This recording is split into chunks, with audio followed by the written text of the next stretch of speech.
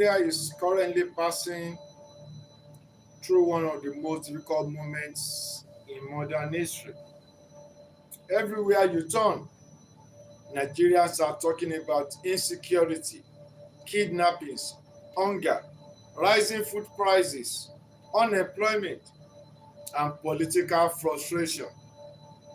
Families are struggling to survive. Farmers are afraid to go to their farms.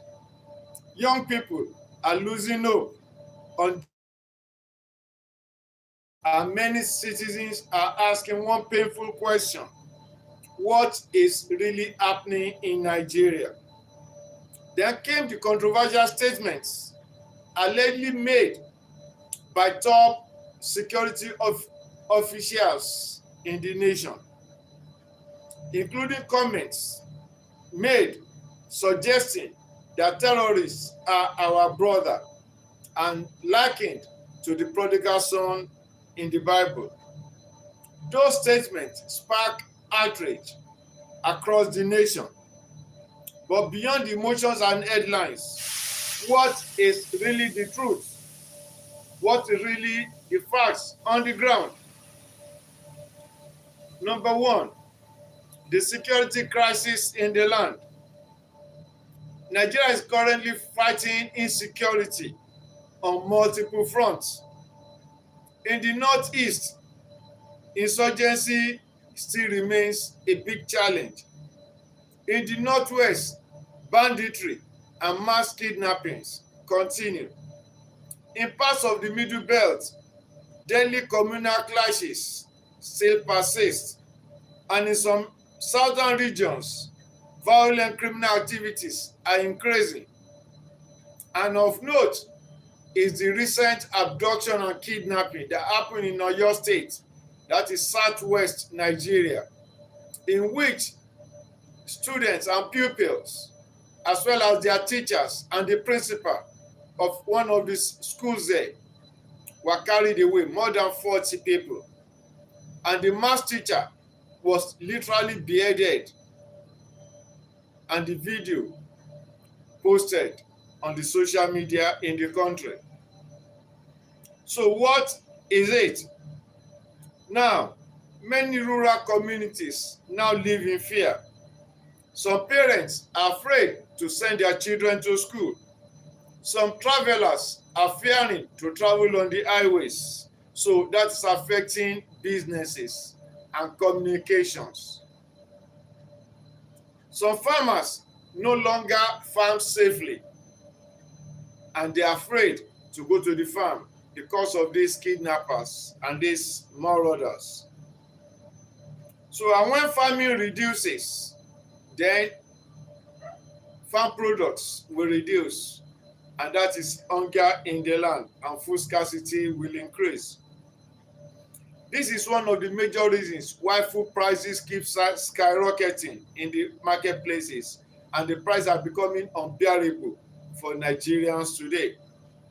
The price of rice, garri, beans, yam, even bread, and transport fares, because the cost of fuel has also skyrocketed. For millions of Nigeria, survival itself is becoming a daily struggle. Then coming to the controversial statements made by the senior military officials, the controversy became even bigger after comments linked to the National Security Advisor of the nation, Nigeria Ribadu, suggesting that terrorists or bandits are our brothers, people that come to kill at will, to kill mercilessly, and turn children to orphans suddenly like that, burn houses, turn people to refugees in their fatherland. They say they are brothers. So what is that suggesting? Another statement linked to Chief of Defense Staff General Oluyede reportedly described some terrorists as prodigal sons in the Bible. The prodigal son, what did he do? Did he kill anybody? Did he waste any land? Did he waste any life? So how do you compare terrorists, bandits, killers desecrators of lives and destiny to the prodigal son. So, to many Nigerians, however, those words sound very shocking, insensitive, and unbelievable, and very callous, and shows that they are forming association and parties with these terrorists. They are working hand in hand. Because how do you call somebody that is killing your brother, your uncle, destroying the farms, making life difficult for the people of the nation? You can't name your brothers, you can't name prodigal son. That what you know what happened to the prodigal son? The father came, gave him a hug, even made a party for him. And is he suggesting? And that is the national chief of defense staff in charge of the military in the nation making that statement. That means he would prefer to gather them, put them in a place, and have a welcome party for them.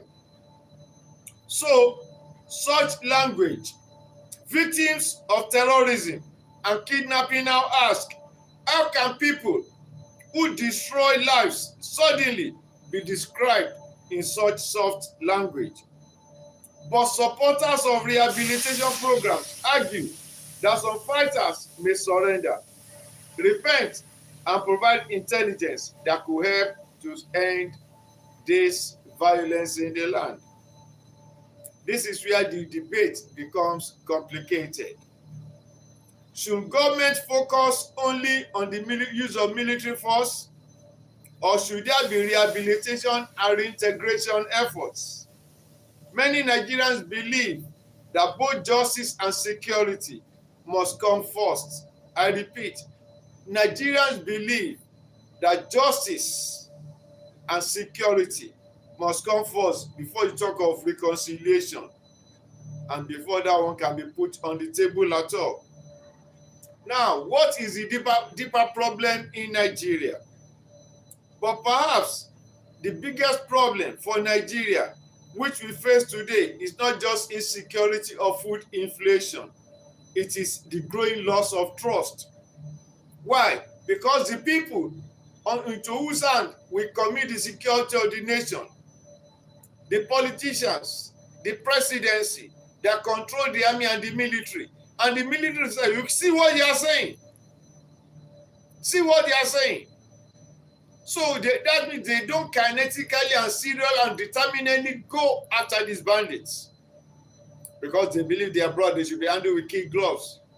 And whenever any of them shows up, like the prodigal son, celebrate their welcome back home. That is the big question in Nigeria. That's why we ask the question, Nigeria, what is happening to you? Nigerians, what is happening to your country? It's a question which you need to get answers to. Yet, despite everything, Nigeria still remains Nigeria, a nation with enormous potential. Many citizens no longer believe in this promise of the politicians. The trust in the politicians is fading and fading fast. We don't trust what they say. Even what they do is worse than what they say. See now, in spite of the life being lost, instead of doing what can be done to get back those who have been kidnapped, those under abduction, what they are doing, primaries, election, who will be governor, who will be senator, who will be member of the House of Rep, and some people's children, husband and wives are in the bush with the terrorists, and they are celebrating in the cities. They are celebrating in the states. They are celebrating in Abuja. They are celebrating in the state houses. That is the malady of a nation. So, the country has talented youths. As you can see, if you visit the country, you see talented youth struggling, hustling, doing a lot of things to make life different and better. So many entrepreneurs, so many creators and innovators are in the land. They are making best use of the natural resources available. with creative minds and resilient spirit. But without a stronger and repentant leadership, things may still be difficult because the leadership control most of the forces and resources of the nation as we speak.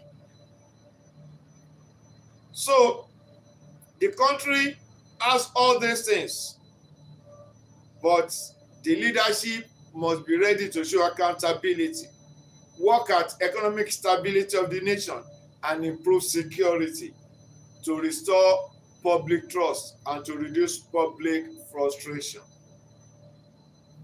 So, what's your thought about Nigeria? What's your prayer for Nigeria? What do you think about the NSA, Nigeria Ribadu, National Security Advisor, his statement calling them brothers, and that of Chief of Defense Staff, Oluyede, calling them prodigal son, and the presidency keeping mute, keeping quiet, and the National Assembly behaving as if nothing ever happened, the National Labour Congress, the Association of the Workforce of the Nation keeping mute when some teachers are in captivity and one was beheaded on social media. Nigeria, what is happening? It's a question. And what are we going to do about it? Do we fold our hands until the nation has been turned into a ghost town? Until they run over everybody? No. Share your thoughts. This is Nisinunga Reflection. Nigeria, what's happening? Nigerians, what is happening? What are you going to do about it? Thank you for reflecting with me. Till we meet again sometime tomorrow. Take good care of yourself. Pray for Nigeria and be watchful. But don't allow anybody to buy your mind, to buy your spirit. They not believe in the power of money. The money they stole, the money they are supposed to use for project, for developing their land. They are not using this money to buy rice, cups of rice, small packages of rice, and they did something even terrible. One of them went after some old women. That is Yaya Bello.